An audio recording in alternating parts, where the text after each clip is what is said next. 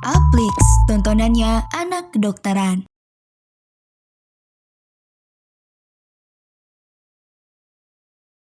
Halo teman Upmates, kembali lagi bareng aku, Kak Adel. Di video kali ini kita akan belajar tentang forensik, khusus kekerasan dan kejahatan seksual. Adapun learning outcomes kita kali ini yaitu teman Upmates mampu mengetahui definisi dan pembuktian adanya kekerasan, kesusilaan, dan kejahatan seksual. Bahasan kita kali ini tentu saja tentang kejahatan dan kekerasan seksual. Nah, kejahatan seksual itu erat kaitannya dengan pemerkosaan. Nah, pemerkosaan itu terjadinya persetubuhan dan telah terjadi paksaan dengan kekerasan atau dengan ancaman kekerasan. Nah, dokter itu wajib membuktikan adanya tanda persetubuhan, tanda kekerasan, perkiraan usia korban, apakah korban sudah pantas atau sudah mampu dikawin, adanya penyakit menular seksual, kehamilan, kelainan psikiatri, atau kejiwaan. Nah, ini biasanya diperiksa oleh dokter spesialis kandungan, tetapi bila tidak ada, bisa diperiksa oleh dokter umum.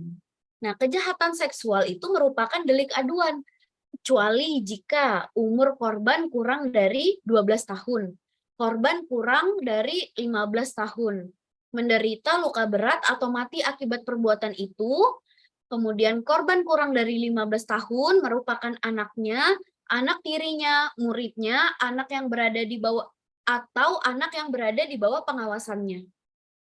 Nah, menentukan ada tidaknya persetubuhan itu bagaimana caranya? Jadi, persetubuhan itu sendiri kan adalah peristiwa di mana alat kelamin laki-laki masuk ke dalam alat kelamin perempuan, sebagian ataupun seluruhnya. Nah, tanda pasti persetubuhan itu udah pasti adanya sperma di dalam vagina. Kemudian, tanda yang tidak pasti itu adanya robekan pada selaput darah. Karena robekan pada selaput darah itu hanya menunjukkan bahwa ada benda padat yang masuk ke dalam kelamin perempuan, belum tentu itu adalah penis laki-laki. Pada pelaku yang aspermia, pemeriksaan ditujukan untuk mendeteksi adanya air mani dalam vagina. Nah, kita lihat nih tanda persetubuhan itu dibagi menjadi langsung dan tidak langsung. Yang langsung dibagi menjadi pasti dan tidak pasti. Tadi yang pasti udah kita bahas, adanya sperma dan air mani.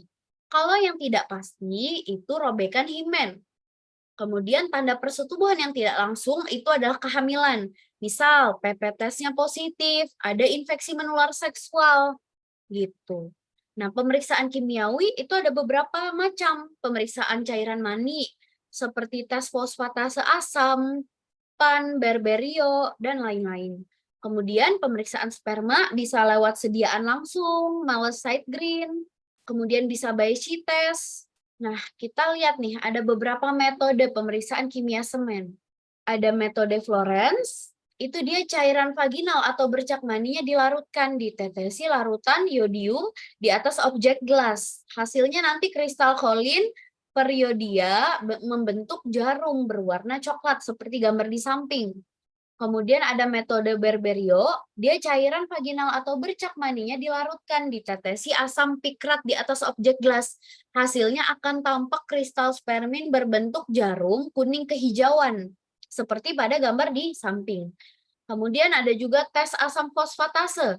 Jadi bercak semen atau cairan vagina di pakaiannya dilihat. Nah, hasil kalau warnanya ungu kurang dari 30 detik, itu berarti dia positif. Kemudian untuk metode PAN, dia ekstraksi bercak pada pakaian dengan menempelkan kertas Wahman nomor 2 yang dibasahi Aquades selama 10 menit, maka hasilnya warna merah jambu.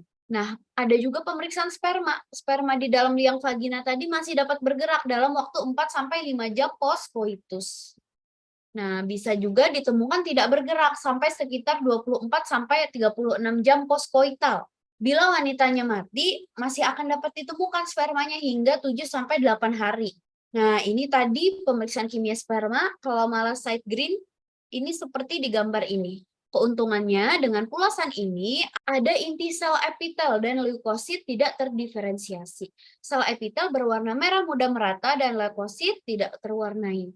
Kepala spermatozoa tampak berwarna ungu, bagian hidung merah muda.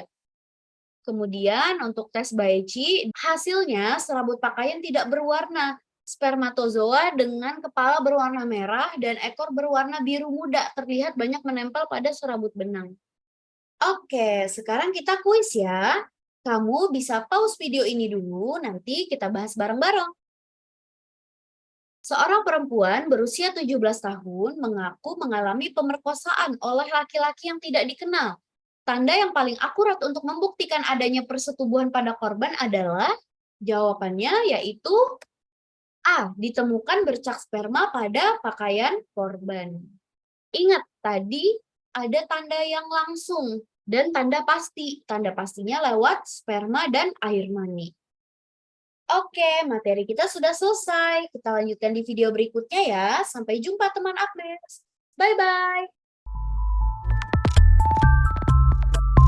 Aplix, tontonannya anak kedokteran.